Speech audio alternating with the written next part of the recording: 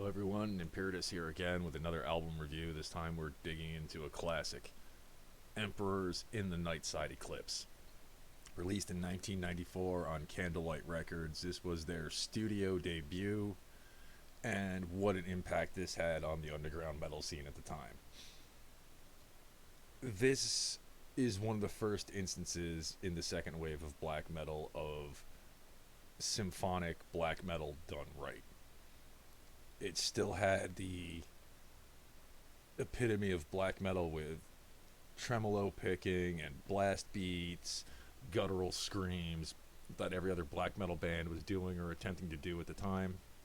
And they added their own twist to it with the keyboard elements and, dare I even say, a little bit of prog rock in there too in some cases. It's not noticeable like some bands like, say, Opeth at the time, but it was there. Multiple instances of just sheer brilliance on this album.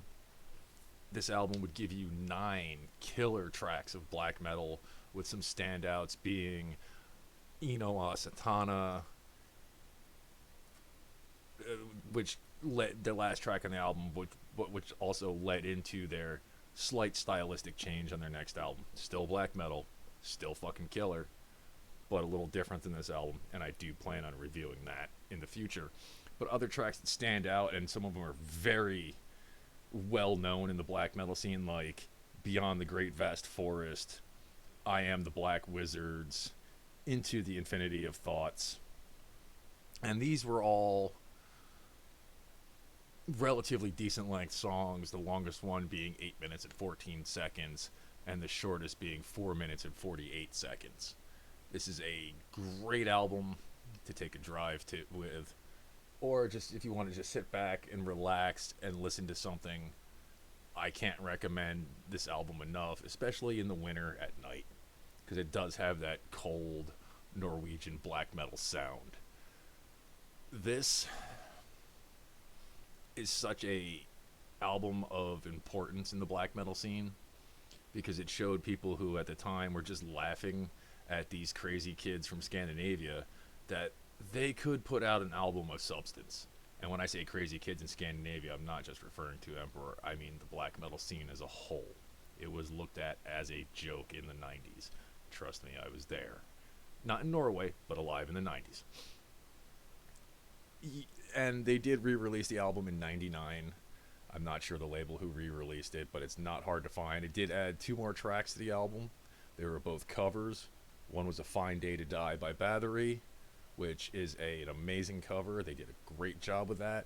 And the other one was Gypsy by Merciful Fate. Again, they did a great job with that as well. If you've never heard this album before and you're a metalhead, go get it. It's a fucking killer album. If you're just thinking about checking some black metal out, I can't recommend this album enough as a start.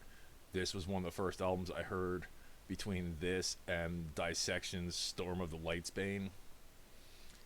Those were 2 great entry black metal albums, in my opinion, for myself, or really anyone who wants to get into this style of metal. The artwork for this album, as you can see, is incredibly detailed. It's a fantastic cover art, and it's great that we have the internet that we have today, because this art was cropped to some degree for the actual album, so you didn't get to see all of this. They released this album in, like I said, in 94. It was recorded in 93, but the mixing didn't happen until 94 because a couple of the members of this band were in jail. One for murder, one for arson. Yes, the Norwegian black metal scene had some crazy shit going on at the time. What can I say? You know, extreme people make some extreme music, and in some cases they make some pretty goddamn good music. As I said, if you don't own this album, go get it. And if you don't like this album, I don't know what to tell you. Maybe your taste just sucks. Maybe you just don't like black metal, because this album is the epitome of Norwegian black metal.